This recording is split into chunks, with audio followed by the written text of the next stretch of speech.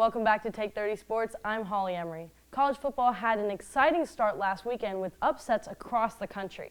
The biggest upset being against LSU. The running backs.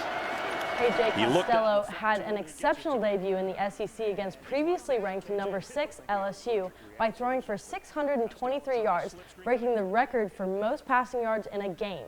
Costello's ability to throw tight passes and deep into space led the Bulldogs to being the first team in 22 years to beat a defending national champion.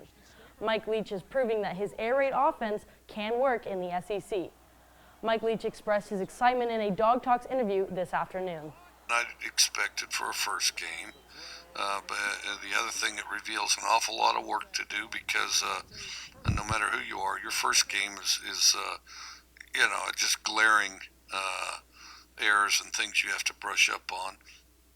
The Bulldogs' home opener is this Saturday when Arkansas Razorbacks come to town. KJ Costello looks to continue the air raid offense against the Razorbacks defense, who allowed nearly 400 yards against Georgia. Both the Bulldogs and the Razorbacks had trouble with turnovers last weekend and are looking to eliminate those mistakes. The Bulldogs ran the same 6 plays all game versus LSU, but Mike Leach says the playbook is wide open this week. The energy is through the roof in Stark Vegas as the Bulldog fans are hyped to see some football. If you're going to the game, gates are open at 4:30, and if you're watching on TV, the game starts at 6:30 p.m. on the SEC Alternate Network channel. Along with the fall of LSU, previously ranked number 3 Oklahoma had a devastating loss to unranked Kansas State last Saturday.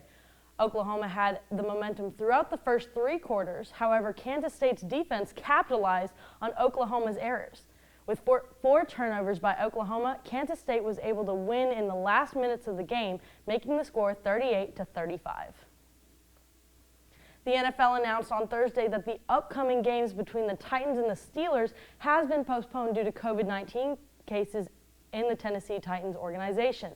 7 players and 6 other members of the organization have tested positive, bringing the team total to 13.